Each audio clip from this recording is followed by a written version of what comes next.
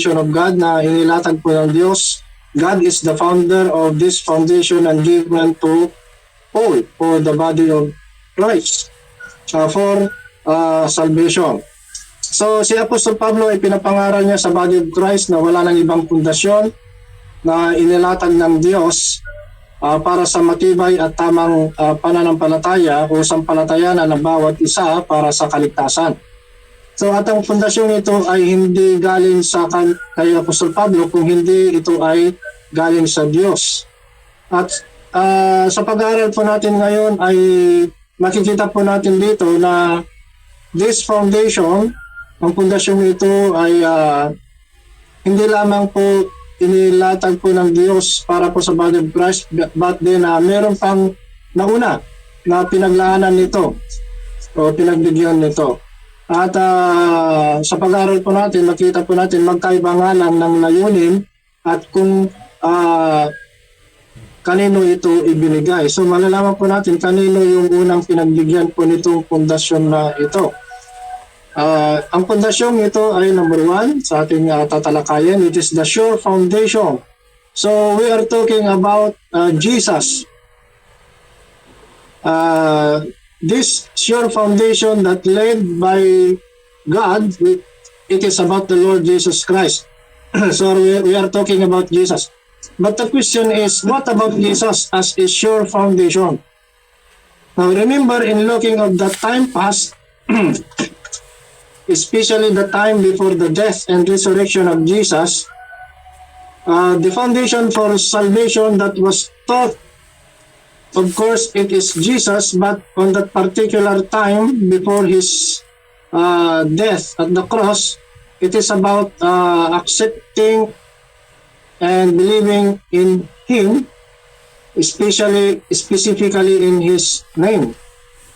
Na sinasabi doon sa John chapter 1 verse 12, but as many as receive him, to them give he power to become the sons of God, and even to them that believe on his name.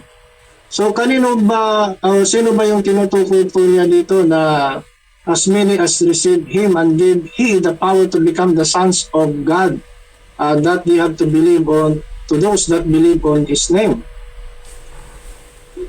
So we may reminded that it is not today it is not in Jesus' name anymore for the body of Christ or for in the time of dispensation of grace, but what he has done at the cross. So ito yung dapat paniwalaan pa natin about the Lord Jesus Christ, which is the strong foundation for salvation. So in 1 Corinthians chapter 15 verse 1 to 4, this is all about his death, burial, and resurrection on that third day. So we have to take heed how you build upon that foundation. Kailangan maging maingat po tayo ngayon kung ano yung dapat po nating panindigan na pundasyon para sa kaligtasan. So in 1 Corinthians chapter 3 verse 9, it says, "For we are laborers together with God. Ye are God's husbandry. You are God's building." So here, there is a precaution. Let us ask ourselves. So tatanungin po natin yung ating mga sarili. What makes us encouraged or brings us to parang to feel happy in our ministry in the body of Christ? So sometimes this simple question it will make us to examine ourselves. What does make us as we today we are saved? We have the strong foundation. So if we are not careful on what we had believed, what we had accepted, we may be getting away in the true foundation. There are particulars, practical, mga practical na parang mga nangyayari ngayon na siya hindi po na mamalayan ng ibang mananampalataya ay hindi na pala sila nakatuon din po sa totoong pundasyon. But sometimes or some are they are founded not knowing by numbers of in their group.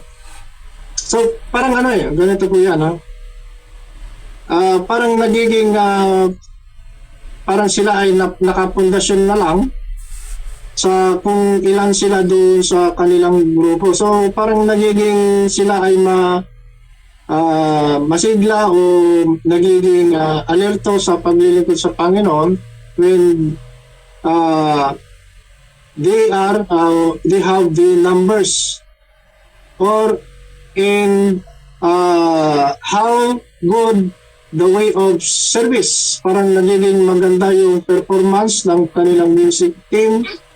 So yung gathering nila ay nagiging maganda. So dito po ay parang it seems that they are built with out of what God had led. So meron, kung titignan po natin dito mga kapatid, talagang binibigyan po tayo na Apostol Pablo ng pag-iingat.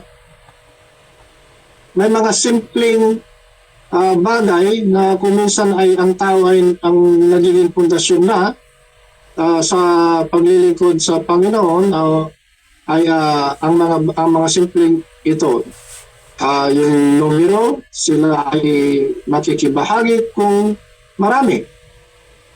Kung nagiging maganda yung serbisyo, the way of service, maganda yung building.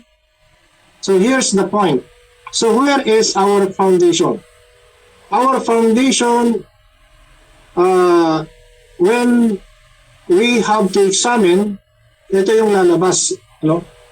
Kung saan yung foundation natin, ay nandun yung puso po natin.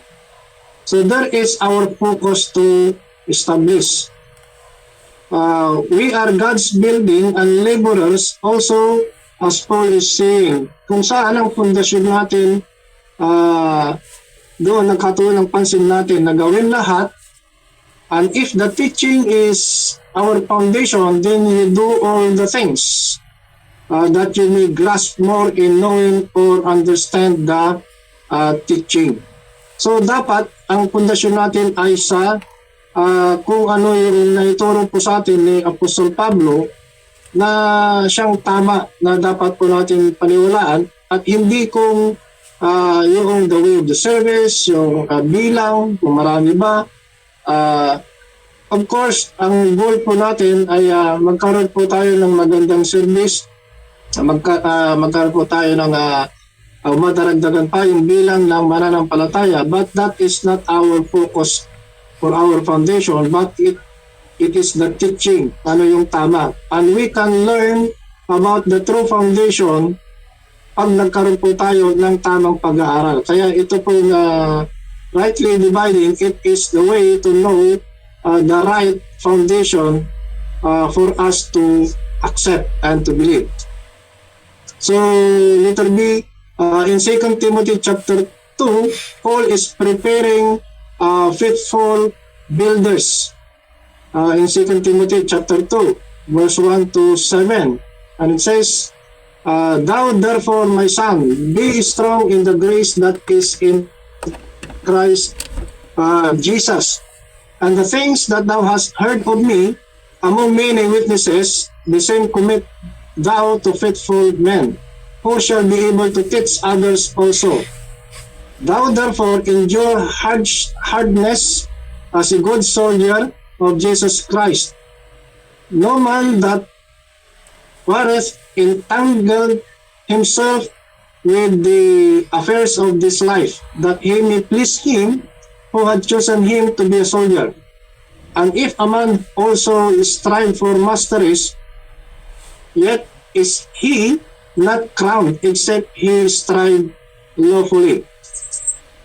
the husbandman that labored must be first partaker of the fruits. Consider what I say, and the Lord gave thee understanding in all things. So dito naman po mga kapatid, Paul is encouraging us to be faithful in the teaching, in the true teaching, not other things. So the more you understand the teaching, the more you have the right things to teach to others. So in verse 6 sabi po dito, the husbandman that labored must be first partaker of the fruits. So sabi niya, ang nagtatanim ay siyang unang nakakatikim doon sa bunga ng kanyang itinanim. So ibig sabihin, yung mga nagtuturo, ang siyang unang makakalam kung ano yung kanyang itinuturo. So mahirap po pala na yung tayo po ay magtuturo kung hindi natin alam kung ano yung itinuturo po natin. So we must have to study and be careful on what we are studying for us to have the right thing to teach for others. Ayan, kaya dito ay mahikayat po tayo talaga na yung dapat ay talagang kakibat po mga kapatid sa atin ay learning. Huwag nating iwawaglit talaga yung pag-aaral. So minsan tayo po ay parang nabuburing kung sometimes ay nagkakaroon po ng paulit-ulit. Bakit? Paulit-ulit na lang yung mga naituturo. Example na lang nung kami ay sa aming face-to-face na pag-aaral, yung pong sa estilo po ni Doc Rex. So I appreciate yung estilo po ni Doc Rex sa pagtuturo po sa amin face-to-face. Kasi kung may mga bago na mag-aaral o estudyante ay nagkakaroon po ng review. Yung pundasyon sa kung paano aralin ang salita ng Diyos at kung paano naibigay ang biyaya po ng Panginoon para tayo magkaroon ng tamang kaalaman patungkol dito. And so by reviewing, hindi lamang po nagkakaroon ng unang pagkaunawa ang mga bago na siyang nag-aaral, kung hindi pati rin tayo na siyang dati ay nagiging familiar po tayo sa katuruan. Kaya may mga ilan na kung bakit sila ay parang nababagot, bakit paulit-ulit na lang, but not knowing that repetition make us perfect. So it so happened what the result is not for spiritual growth. Kasi ay doon po sa anticipation ng iba. So dito po mga kapatid, in letter C, poor workmanship in rightly dividing the words result in number 1, subverting the hearers. In 2 Timothy chapter 2 verse 14, it says, of these things put them in remembrance, charging them before the Lord that they strive not about words to no profit, but to the subverting of the hearers. So pinapaalala ko sa kanila, o ipaalala mo sa kanila sa Tagalog, ang mga bagay na ito na sila'y pagbilinan sa paningin ng Panginoon, na sila'y huwag makipagtalo tungkol sa mga salita na hindi mapapakinabangan at ikapapahamak ng mga nakikinig. So subverting, it means undermining the principles, weakening the principles, or corrupting the principles. So dito po mga kapatid, sabi po dito, if poor workmanship in rightly dividing, the result is subverting the hearer. So parang nabibigyan sila ng isang mahina na prinsipyo. and binibigyan lang sila ng very corrupt na prinsipyo. So for us not to give a weak principle and a corrupt principle, we should have to study more about what God had led for us. Kailangan alam po natin kung ano yung inilaan po ng Diyos. Okay, number 2, increase unto more ungodliness. So not only subverting the hearers but also increase unto more ungodliness. So nauwi lang sa ungodly character yung mga tao na siyang natuturuan. Kapag nagkaroon po tayo o ang naituro po natin ay mali o ang pagtuturo po natin ay hindi nagiging tama. So nagkakaroon lamang po sila ng maling pagkaintindi. So in 2 Timothy chapter 2 verse 16 it says, "But shun profane and vain babblings, for they will increase unto more ungodliness." Halimbawa na lang doon po kasi noon ay na-encounter ko rin yung tinatawag po na election, and once you believe you are saved, you are always saved. So dito ay yung nakarinig ay isang kilala ko rin na isang nakakalungkot na pangyayari na bumalik sa pangugali na ungodliness. Kasi sabi niya, tayo na pala pinili ng Diyos. So kahit na anong yung gawin na natin, hindi na maalis sa atin yung kaligtasan. So kapag hindi po tayo naging maingat sa mga ituturo po natin, ay magkakaroon lamang ng hindi o corrupt na prinsipyo. So dito mga kapatid, kailangan po natin talaga na maging maingat, at kung yung pag-iingat na yun ay makukuha po natin by learning more. Kaya huwag po tayo huminto sa pakikinig, sa pag-aral, sa pagbasa. Number 3, words will eat as doth a canker. 2 Timothy chapter 2 verse 17. And the word will eat as it doth a canker, of whom is Hymenaeus and Philetus. Yung canker, parang ulcer sa bunganga, a mouth ulcer, o sa Tagalog, singaw. Singaw na sumisira sa bunganga, nakakapit to sa pagkain. A simple virus but a big disruption. Parang napakaliit na virus pero napakalaki na kasiraan. So, ibig kong sabihin po dito mga kapatid na kahit sa maliit lamang na pagkakamali doon po sa pagtuturo ay nagkakaroon ng isang malaki na side effect, no?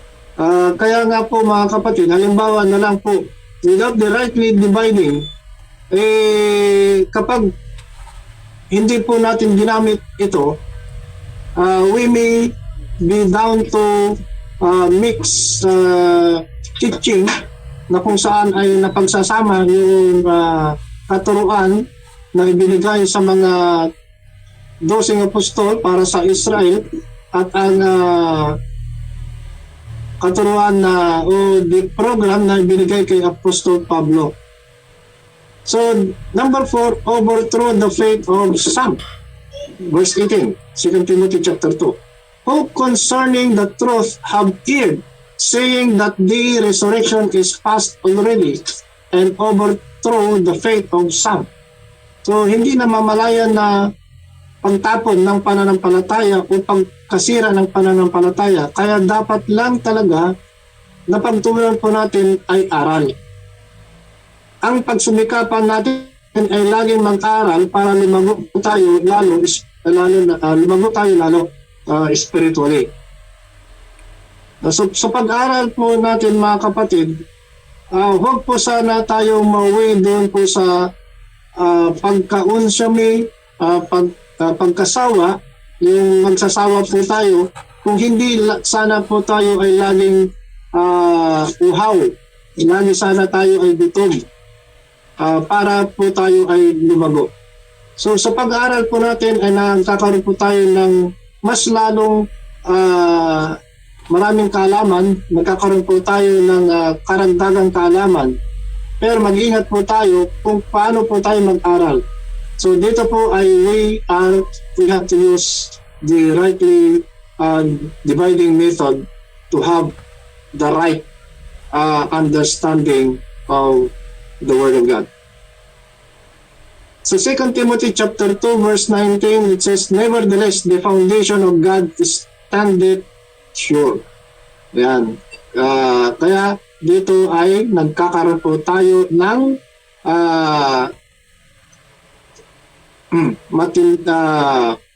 matibay na paninindigan. Tumatayong paninindigan o tumatayong kaalaman. So nevertheless, the foundation of God standeth sure, having the seal, the Lord knoweth them that are His, and let everyone that name the name of Christ depart from iniquity. So paano po tayo mapapalayo sa mga gawain masama kung kulang sa kaalaman sa turo ng Diyos? Diba? So the foundation of God is the faith that comes with Christ. Sa Romans chapter 10 verse 4 to 6, it says, "For Christ is the end of the law, for righteousness to everyone that believeth. For Moses described the righteousness which is of the law, that the man which doeth those things shall live by them. But the righteousness which is of faith speak on this wise, say not in thine heart, who shall ascend into heaven." That is to bring Christ down from above. So number 2, the faith of God versus the law of God. So in Romans chapter 3 verse 3, "For what if some did not believe? Shall their belief make the faith of God without effect?" Romans chapter 4 verse 16, "Therefore it is of faith, that it might be by grace, to the end the promise might be sure to all the seed, not to that only which is of the law, but to that also which is of the faith of Abraham, who is the father of us all." Romans chapter 14 verse 1, "Him that is weak in the faith receive ye, but not to doubtful disputation." So through faith, it highlights that salvation and righteousness comes through faith in Jesus, specifically the works of Jesus at the cross, while the law, it highlights by doing, or it demands obedience of the law.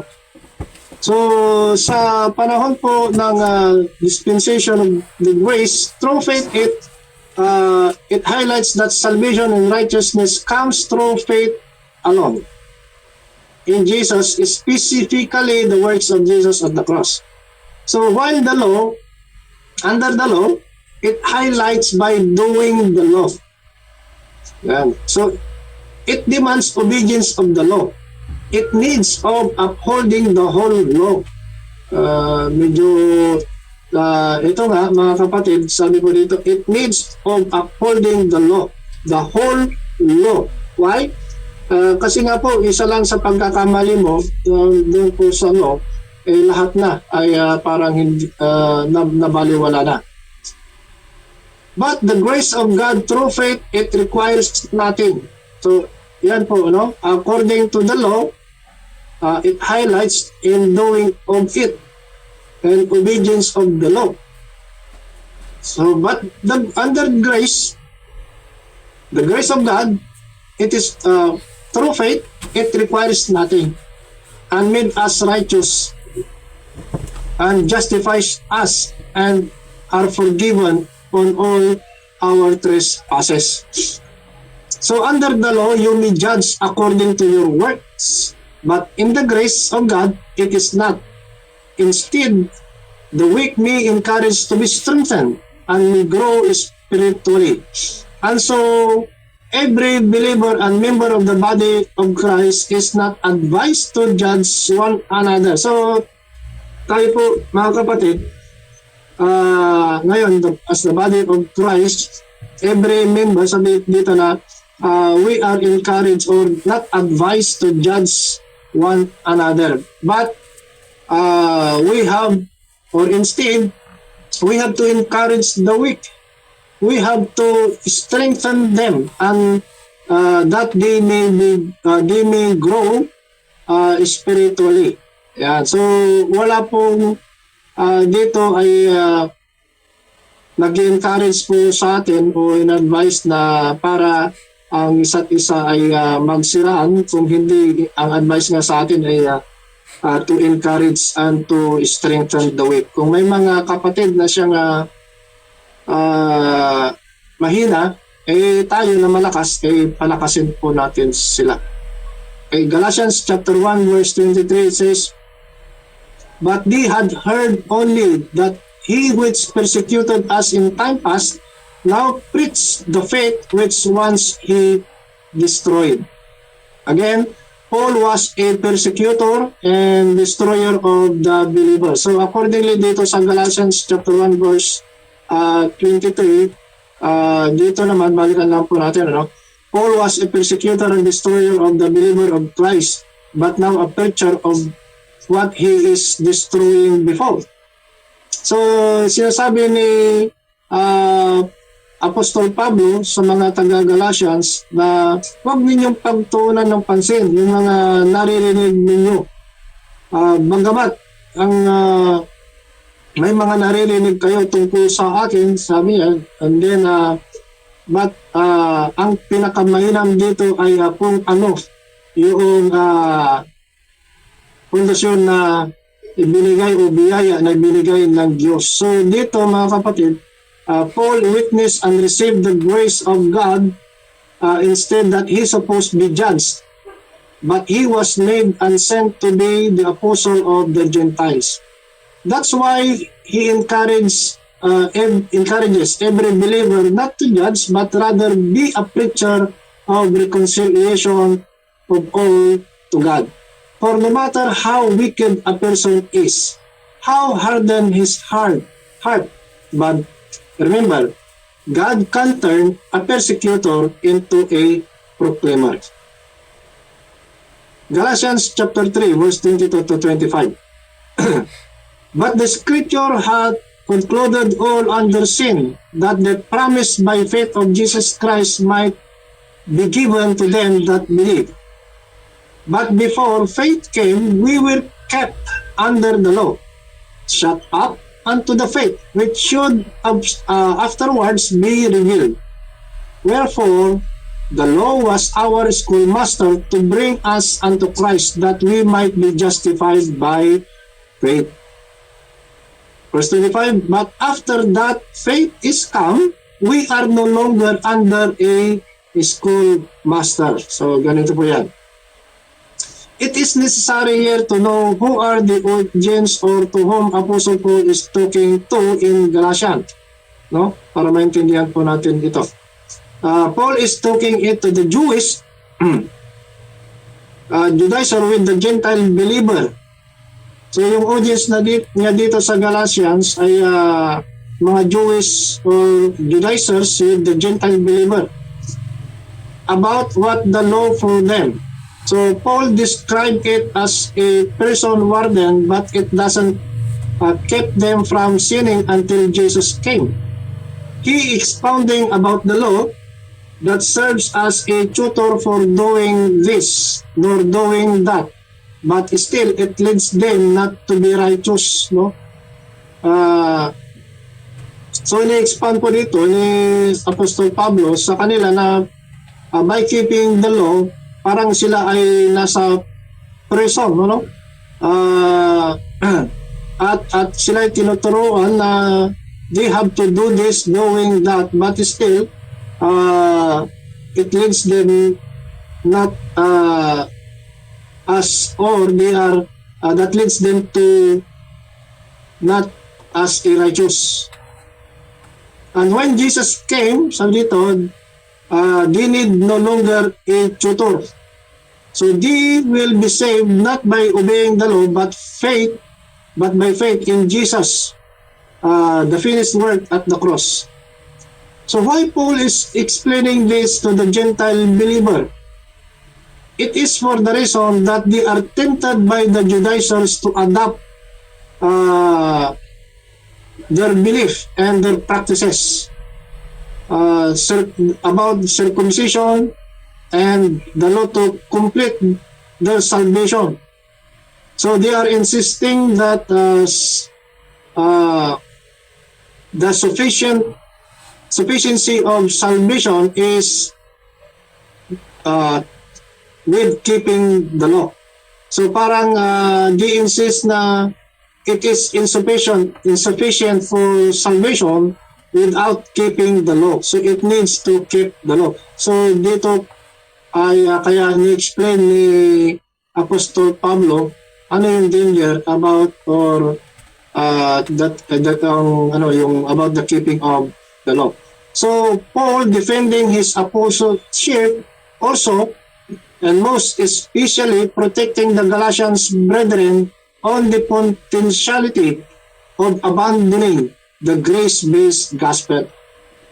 So the message of justification through faith in Christ alone, apart from the law, Jesus is the only foundation that was laid by God for salvation. So Ephesians chapter 4 verse 13. Till we all come in the unity of the faith and of the knowledge of the Son of God unto a perfect man, unto the measure of the stature of the fullness of Christ. Basahin din po natin sa 1 Timothy chapter 1 verse 2 hanggang 3. Unto Timothy, my own son in the faith, grace, mercy, and peace from God our Father and Jesus Christ our Lord. As I besought thee to abide still at Ephesus when I went into Macedonia, that thou mightest charge some that they teach no other doctrine. 1 Timothy chapter 3 verse 9. Holding the mystery of the faith in a pure conscience. So ito yung sinasabi ni Apostol Pablo kay Timoteo, charge some in the church in Macedonia that they teach no other doctrine. Sa 1 Timothy chapter 3 verse 9, sabi niya dito, holding the mystery of faith in a pure conscience. So ito yung dapat nilang panghawakan, holding the mystery of the faith. 1 Timothy chapter 4 verse 1. Now the Spirit speak expressly that in the latter times some shall depart from the faith, giving heed to seducing spirits and doctrines of devils. Chapter 5 verse 8 of 1 Timothy. But if any provide not for his own, and especially for those of his own house, he hath denied the faith, and is worse than an infidel. So Paul is referring, dito po mga kapatid, that dito po ay may mga mangiiwan lalayo sa kanilang sinampalatayanan dahil may mga nagtitempt sa kanila. So ibig sabihin po nito, without a careful or without eagerness of ang tawag dito, yung pagtuturo sa tama, talagang may mga mauwi sa pagkawala. So, ibig sabihin po dito mga kapatid, even as now, na pag nilubayan po natin yung ating mga tinuturuan o sa pagtuturo po mga kapatid,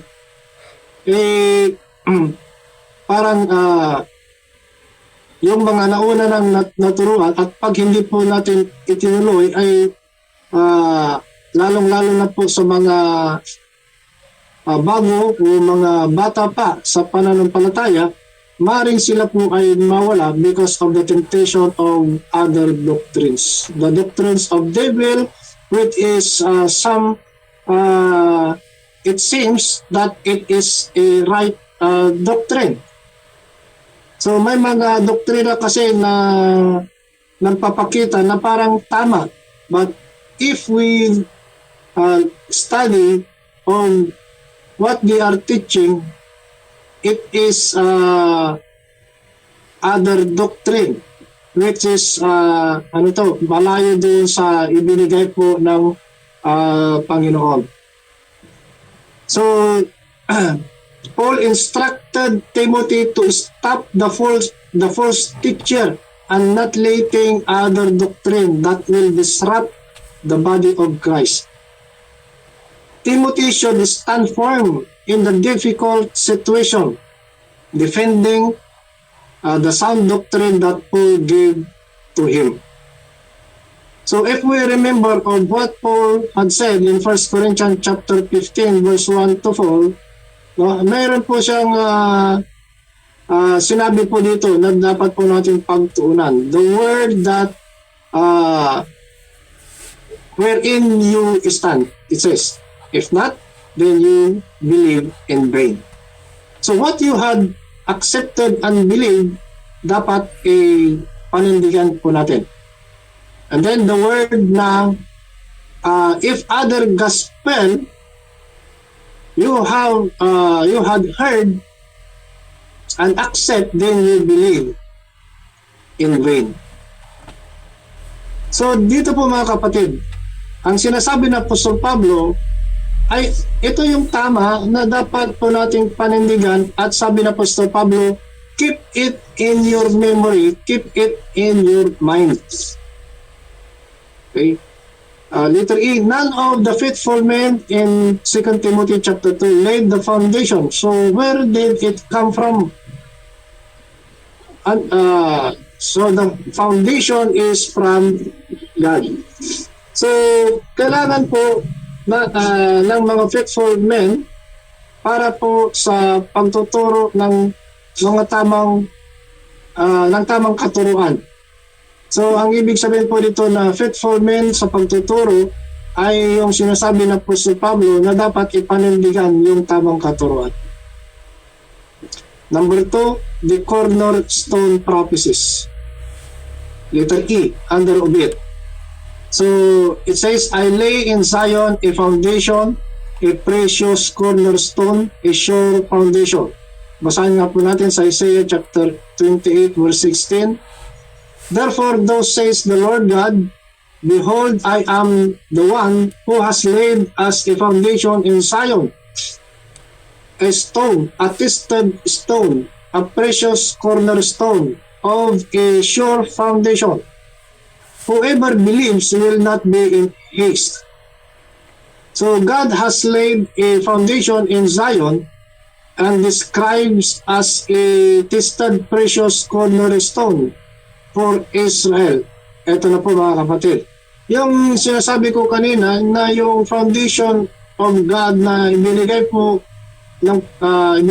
kay Apostol Pablo na siyang nagiging pundasyon din po natin ngayon para sa matibay na pananampalataya para sa kaligtasan ay patungkol nga po sa Panginoong Hesukristo. At sabi nga po natin kanina, hindi lamang po sa body of Christ ito ay pinanglanan, kung hindi meron pa po nauna.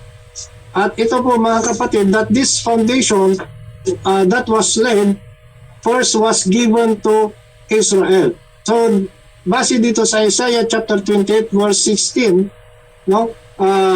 this foundation laid in Zion, this is for Israel. So God has laid the foundation in Zion. Ito po mentioning as for Israel, that those who trust in Him will be secured and unshakable foundation. Why God has laid foundation in Zion?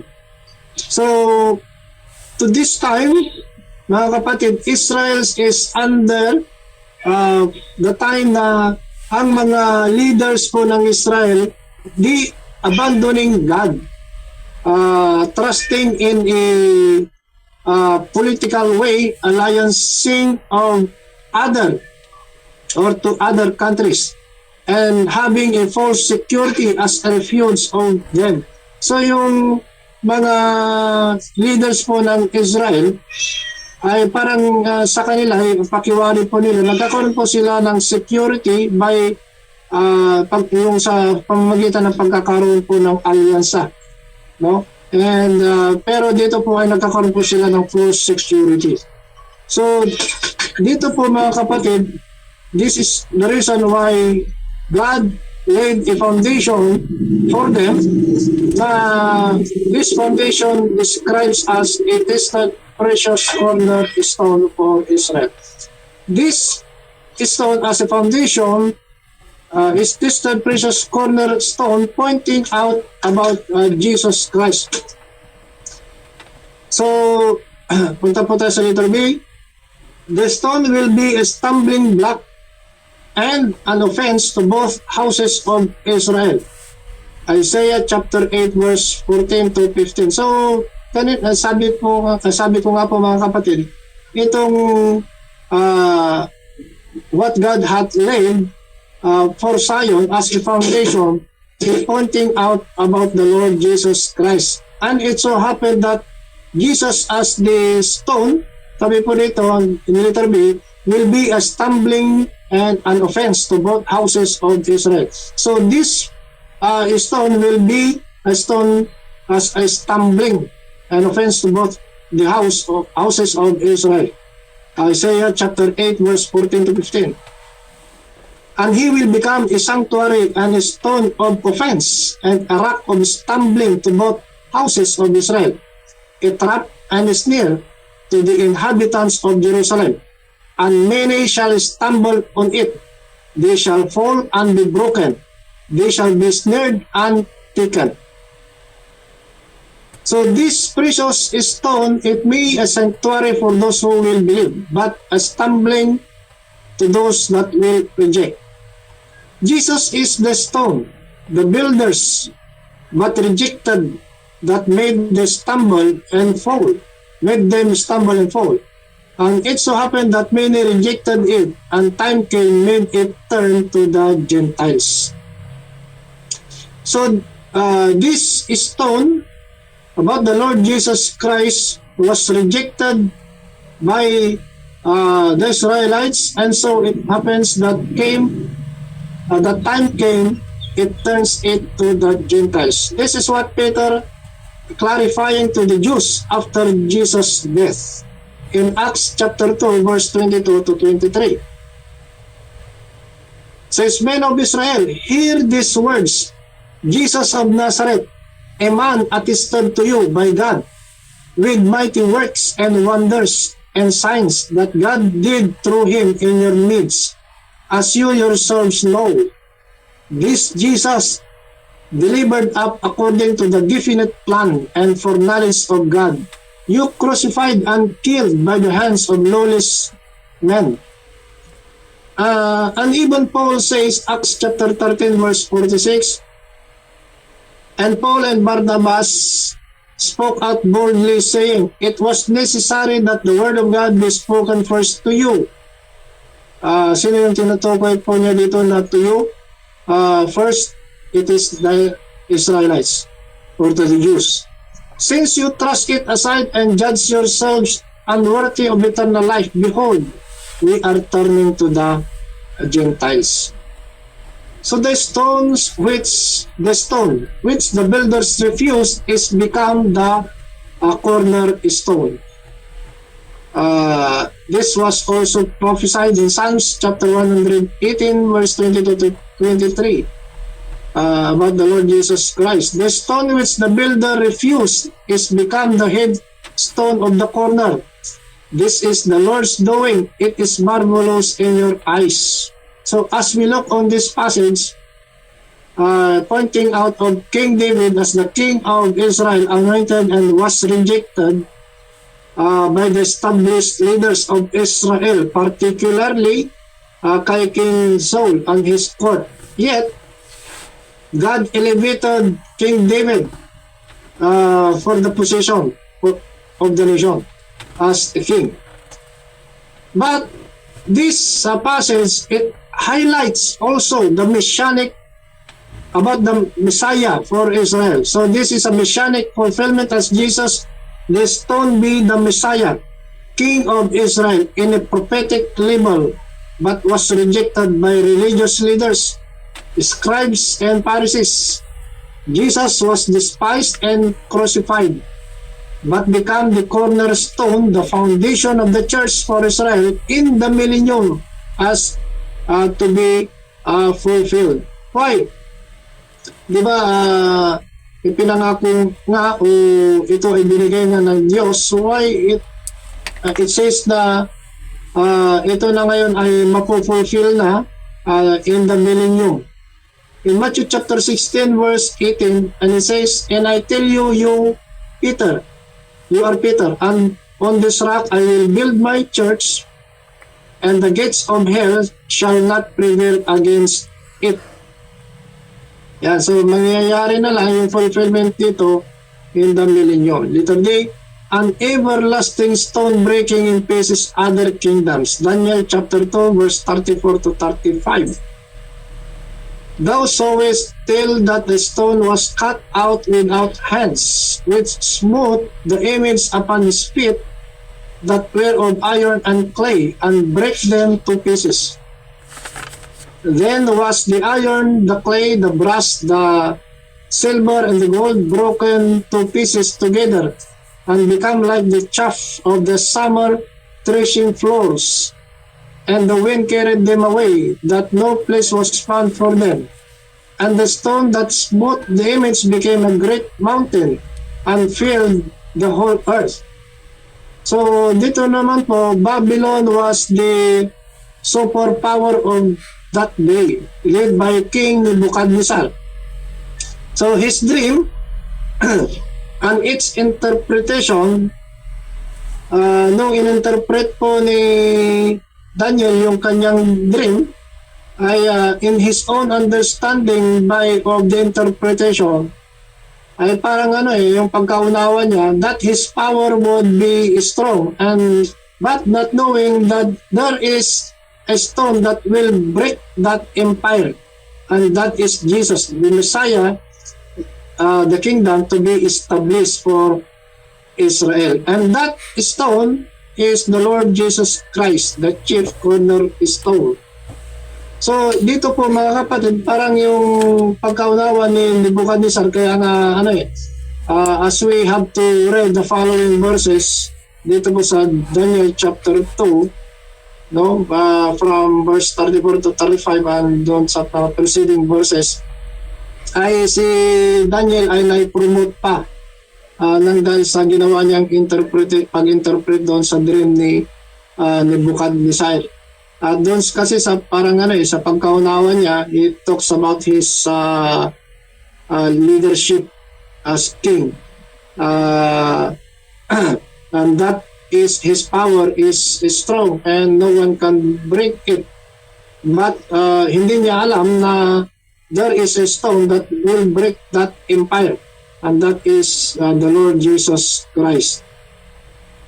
In Matthew chapter 21 verse 42 to 44, it says, "Jesus said to them, Have you never read in the scriptures, the stone that the builders rejected has become the cornerstone. This was the Lord's doing, and it is marvelous in our eyes." 43, "Therefore I tell you, the kingdom of God will be taken away from you and given to a people producing its fruits. And the one who falls on this stone will be broken to pieces. And when it falls on anyone, it will crush him." So the chief priests and Pharisees got angry with this. They got angry with Jesus, thinking that it is them what Jesus is referring to. But Jesus is referring to himself as the cornerstone, but be rejected by men, but later then became the foundation, a sure foundation for salvation. Yan. So, number 3 na po tayo. The mystery of Christ. There is something of Christ kept secret since the world began. Romans chapter 16 verse 25. "Now to him is able to strengthen you according to my gospel, and the preaching of Jesus Christ, according to the revelation of the mystery that was kept secret for long ages. So Paul says there is a mystery hidden since the world began, and it's about Jesus. And Paul called that the gospel, which is the good news for all. So Jesus, as the foundation of salvation given to Israel in the prophetic program, is exclusively intended for Israel. Yes, it is about Jesus as a good news for them, but it is more a good news for all. Now in the day or in the time of the dispensation of grace. For it is now offered to all by faith. But in the prophetic program of God for Israel, it was intended only for Israel exclusively. No? Kaya kung about Jesus is a good news for Israel, the more good news for all today in the time of the dispensation of the grace of God. So dito po mga kapatid, in the prophetic program of God for Israel about Jesus is believing in the name, in His name, while as for us all is believing in the complete works of Jesus at the cross.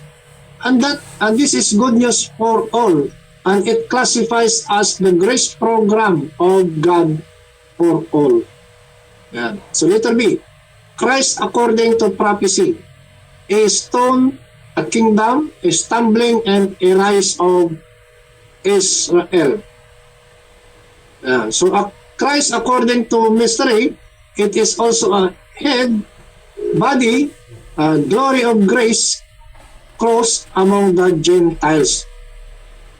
So let us read on Ephesians chapter 3 verse 4 hanggang verse 6.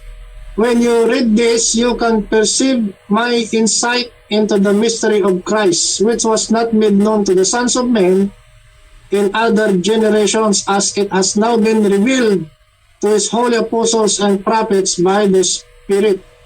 This mystery is that the Gentiles are fellow heirs, members of the same body, and partakers of the same promise in Christ Jesus through the gospel. So, in the prophetic program, Jesus as king, no? Hallelujah.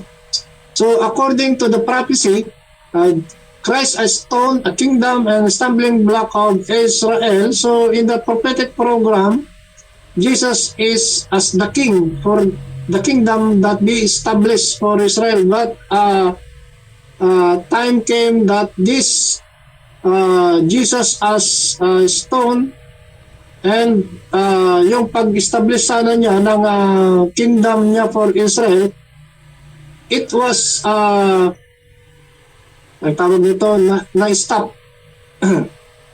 So hindi po na-ituloy or they break it. Yung pag-break na ito ay yung pagpatay nila kay Jesus. Yan. And then, according to the mystery program, remember, sa prophetic program, ang pinag-usapan doon ay Jesus as the king, as their king, for the kingdom to be established for them. But in the mystery program, hindi na po being as a king, but Jesus as the head of the church, the body of Christ, not as the king. So letter D, Christ the foundation according to a prophesied kingdom. Matthew chapter 16 verse 18. Yan. So tingnan po natin sa Revelation chapter 21 verse 14. So in Matthew chapter 16 verse 18, it says, you Peter, upon this rock I will build my church. And on this church that will be built, and ito rin yung sinasabi, binabanggit, basahin po natin sa Revelation chapter 21 verse 14. And the wall of the city had 12 foundations, and of them were the 12 names of the 12 apostles of the Lamb. So, yung church na ibibuild po ng Panginoon doon sa Matthew chapter 16 verse 18, it is for Israel. For, sabi po dito, yung foundation dito na nailatag ay the name of the 12 apostles. So, it is not for the church, the body of Christ, which is others today. They are claiming that the church that was mentioned by the Lord Jesus Christ in Matthew chapter 16 verse 18, it so happened na ito na yung na-built na ngayon, which is the body of Christ. So they are referring it in Matthew chapter 16 verse 18, yung the body of Christ today. So it is not for the church that will be built by the Lord Jesus Christ in Matthew chapter 16 verse 18. Ang nakalagay doon ay yung nakaukit doon ay yung mga pangalan ng 12 apostles. At alam naman po natin ng 12 apostles ay yung kanilang ministry, it is for the Israelites. And the fulfillment of Matthew chapter 16 is in the millennial reign of Jesus in the millennium. So letter E, Peter knew the rock but did not know why he should die. Yan. Alam ni Peter kung ano yung binabanggit ng Panginoong Jesucristo na kung sino yung rock. Kaya lang ang hindi daw niya naunawaan kung bakit kailangan pa niyang mamatay. Yan. So, binasa nga po natin kanina yung Matthew chapter 16, verse 18. Ituloy po natin sa verse 22 to 23. And it says, Peter took him aside and began to rebuke him, saying, Far be it from you, Lord. This shall never happen to you. But he turned and said to Peter, Get behind me, Satan. You are a hindrance to me. For you are not setting your mind on the things of God, but on the things of man. Ayan. So yung kamatayan ni Jesus Christ na mangyayari doon sa cross ay hindi po naunawaan ni Pedro. And so letter F, Christ crucified the foundation according to mystery. Yeah, so yung crucifixion ni Jesus Christ now according to mystery, ito ay nagiging good news for us all. 1 Corinthians chapter 2 verse 2, basahin na po natin. For I decided to know nothing among you except Jesus Christ and Him crucified. So ito ngayon, sabi ni Pablo po dito. So Paul, nothing that he wanted to share is about the crucifixion of Jesus, not about Him, how good He is in preaching, teaching. It is all about Jesus did at the cross. So ito po ngayon mga kapatid, doon po sa pangaral ni Apostol Pablo, no, about the mystery program of God, it is the grace program of Jesus, and as he preached, no, sabi po dito, sinasabi niya sa 1 Corinthians chapter 2 verse 2, wala akong ibang ninanais na ipangaral sa inyo kung hindi about Jesus Christ and His crucifixion. Okay? Kaya dito po mga kapatid, it is not about Him, how good He is in preaching or teaching. It is about the Lord Jesus Christ, what He did at the cross. So dito po mga kapatid, it is also a learning po sa atin or a lesson for us na parang isa lang na pangyayari na nakakalungkot o mga nangyayari po ngayon. Nakakalungkot na pangyayari ngayon. Many preachers making more members in their group by doing good as they preach. No? Hindi kagaya po ni Apostol Pablo, sabi ni Pablo, wala akong ibang ninanais na ipangaral sa inyo kung hindi about the Lord Jesus Christ, about His crucifixion. So dito naman, marami po sa ngayon ng mga preacher na they are aftering of getting more members in their group para magkaroon po sila na mas marami pang member by doing good as a preacher. even not preaching the right good news, which is the finished work of Christ at the cross. No?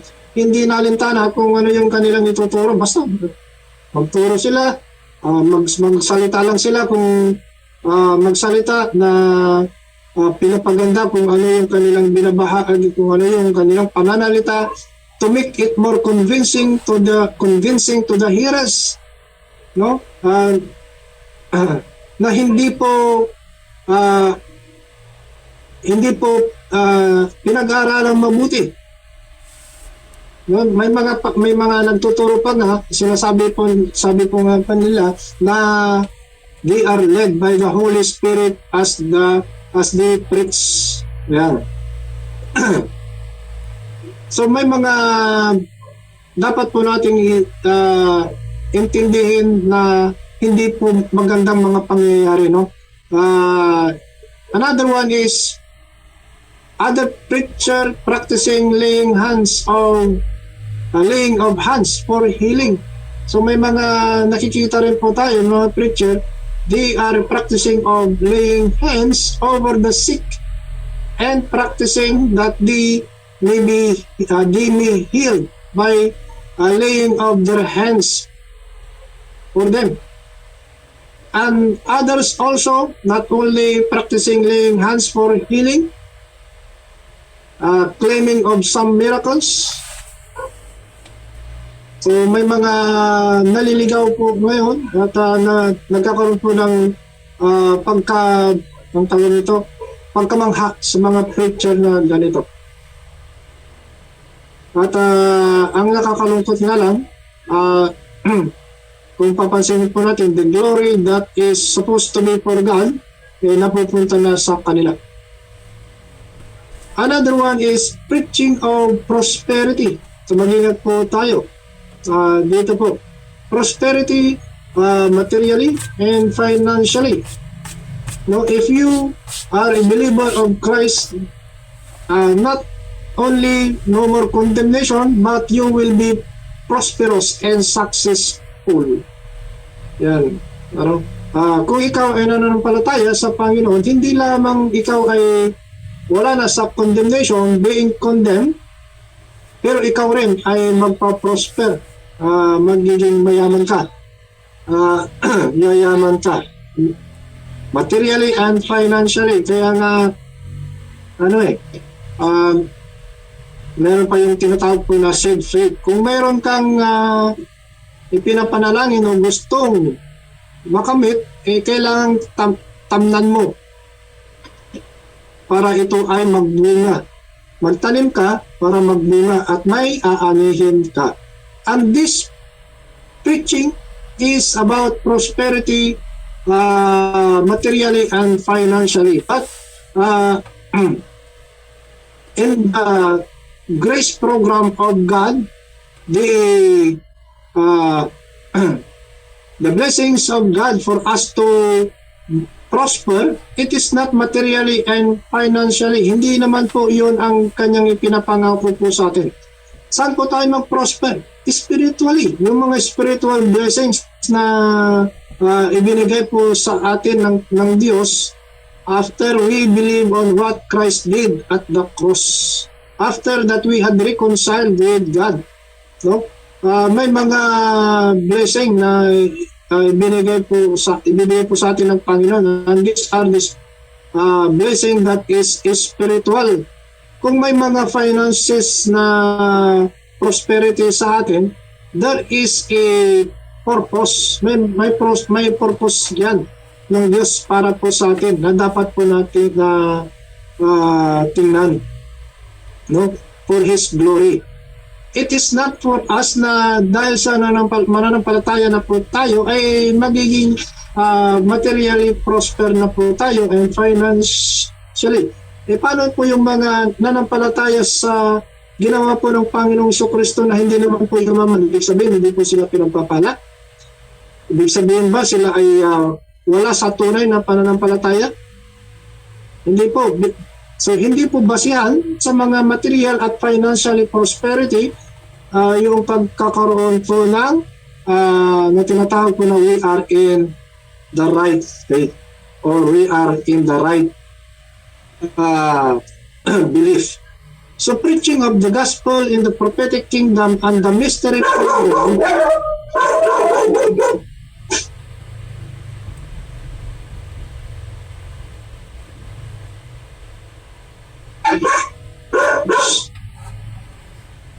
So preaching of the gospel in the prophetic kingdom and the mystery program as one and no differences at all. So ito rin po yung isang hindi maganda na mga narinig po tayo. Yung preaching about the gospel, which is yung prophetic kingdom and mystery program, pinaghalo at pinag-isa at walang pagkakaiba. But as a result, confusion. Yan. So in Romans chapter 2 verse 16, sabi dito, on that day when according to my gospel, God judges the secrets of men by Christ Jesus. Romans chapter 15 verse 15 to 20, Paul ministry emphasizing his authority with boldness, but by grace given him by God, by Jesus, and not out of arrogance or boasting himself, as he is saying that he is proud of his ministry. The most important for him is to minister as he preached to the Jews and Gentiles, may be an acceptable offering and sanctified by the Holy Spirit. So, kay Pablo, hindi po niya ina-emphasize yung kung gaano siya kagaling sa i-preach, pagtuturo, basta't ang importante sa kanya ay makapag-minister siya na may bigay yung tama na katuruan sa mga Hudyo at sa mga Gentile. For them to accept the correct foundation. Okay? So number 4, who laid the foundation? Paul laid the foundation as a master builder. Again, 1 Corinthians chapter 3 verse 10, so according to the grace of God given to me, like a skilled master builder, I laid a foundation and someone else is building upon it. Let us one take care how he builds upon it. So again, Paul is referring to what has already been laid, and that is Christ. 2 Timothy chapter 2 verse 7 and 8, think over what I say, for the Lord will give you understanding in everything. Remember, Jesus Christ risen from the dead, the offspring of David, as preached in my gospel. So yan. So the foundation, it is not from Paul, but it is from God, and this foundation that was laid is the Lord Jesus Christ. And specifically about the Lord Jesus Christ is at the cross, no? So Christ at the cross. It is about his death, burial, and resurrection. For what? For Christ. For us to know that Christ is the only foundation and nothing else. Verse 11, 1 Corinthians chapter 3, for no one can lay a foundation other than which is laid, which is Jesus Christ. Okay. Yan, maliwanag po, no? This foundation that was laid is Jesus Christ. 1 Corinthians chapter 15 verse 11, whether then it was I or they, so we preach and so you believe.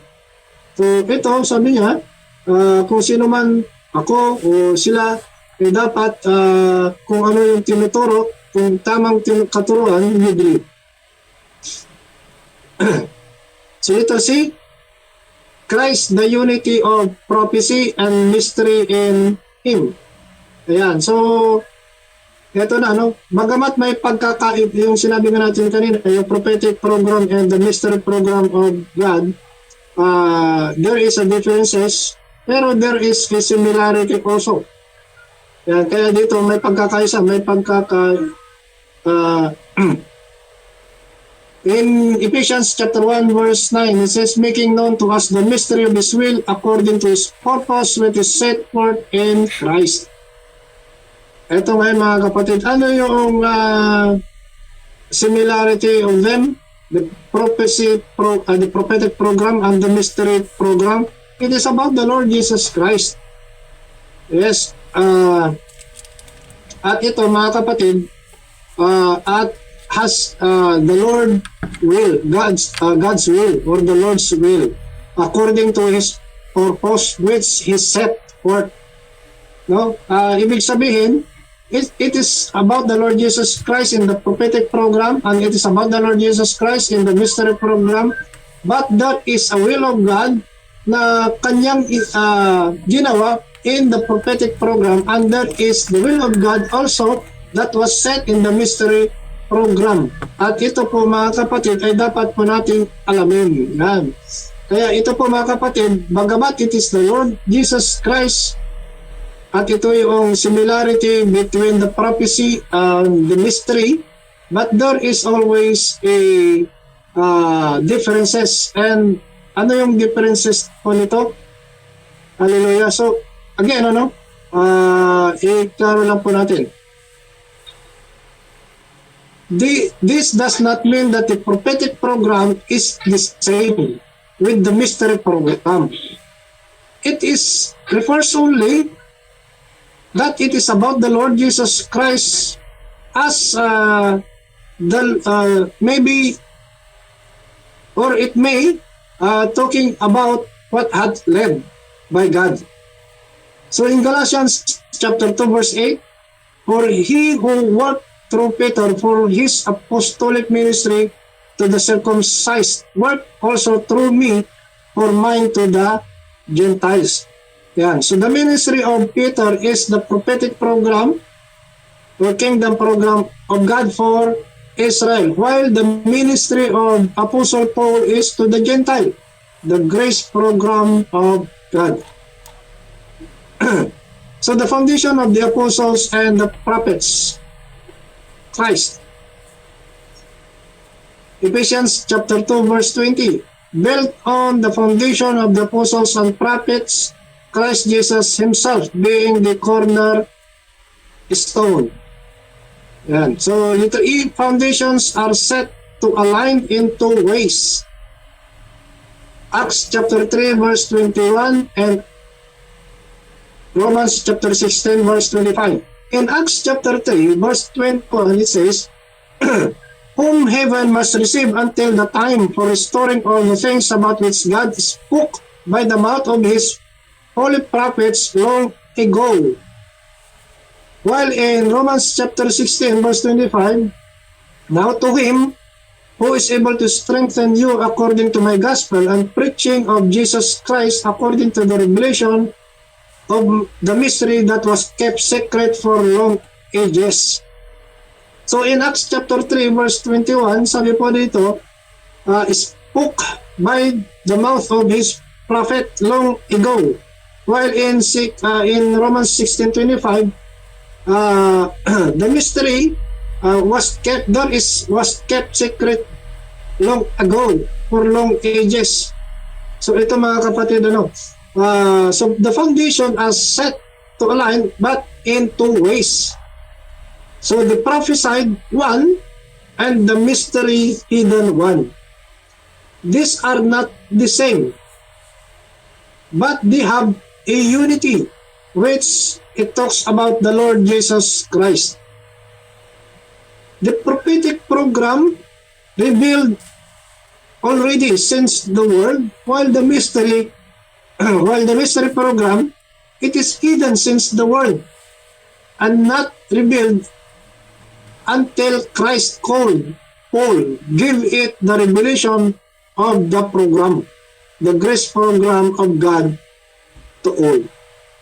Yan. So, punta na po tayo dito po sa mga 8 bagay na dapat po nating alalahanin o isalang-alang. 8 things to remember about Ephesians chapter 2 verse 20. Basahin po natin sa Ephesians chapter 2 verse 28 says, built on the foundation of the apostles and prophets, Christ Jesus himself being the cornerstone.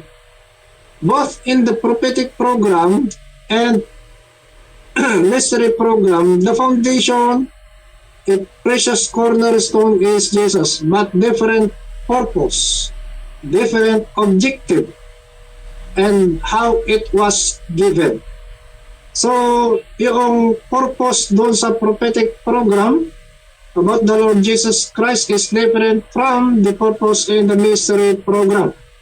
And the objective of in the prophetic program about the Lord Jesus Christ is different from the objective in the mystery program. And how it was given in the prophetic program, it is different from how it was given in the mystery program. So, dito po mga kapatid, ano ba yung purpose sa prophetic program about the Lord Jesus Christ? The purpose is to establish a strong kingdom for Israel, and the ruler and the king is the Lord Jesus Christ. While the purpose in the mystery program is to build the church, the body of Christ, which is Jesus is the head. And the objective in the prophetic program is to save the people of God, which is in Matthew chapter 1 verse 21, and yung people na yun ay exclusively the Israelites, and Gentiles is not included in that part. For it was not yet the Lord Jesus Christ died and resurrected. Maganda yung mga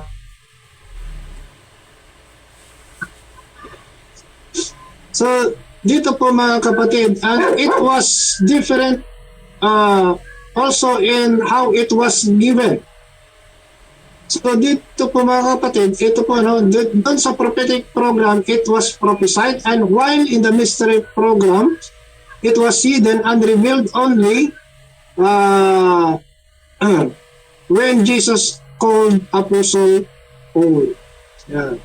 So number one, these are new apostles and prophets. This need not to be the Old Testament prophets. So, number two, there are apostles and prophets in the mystery body of Christ too. Yan. So, meron din daw pong tinatawag na apostles and prophets in the mystery program. Pero hindi naman po ito kagaya doon po sa, or not referring to the Old Testament prophets. Why? I-describe lang po natin dito, no? The Old Testament prophets, they are prophesying on what will happen. While the apostles and prophets in the mystery, the body of Christ, what they are spreading or what they are telling is what already happened at the cross of Jesus, and what has revealed by Jesus Christ to all. Yan. Kung ano lang yung nai-reveal ng Panginoon kay Pablo. So, ibig sabihin, yung mga tinatawag na apostle and prophets in the mystery body of Christ, they are not telling of what will happen, but telling on what already happened and what already revealed to Apostle Paul. Huwag nang dagdagan pa. Marami po tayong naririnig ngayon na mga preacher na sinasabi, nangusap sa atin ang Panginoon at ito yung sinasabi niya na ating gagawin, na ating sasabihin sa inyo. At ito yung mensahe ng Diyos sa akin na siyang nangusap sa akin kagabi. Ayan. No, wala na pong ganoon. We have to know what God had saying is by learning on what God had already revealed to Apostle Paul. We have to depend on what had already happened and what had already revealed. Hindi po yung kung ano yung mangyayari pa.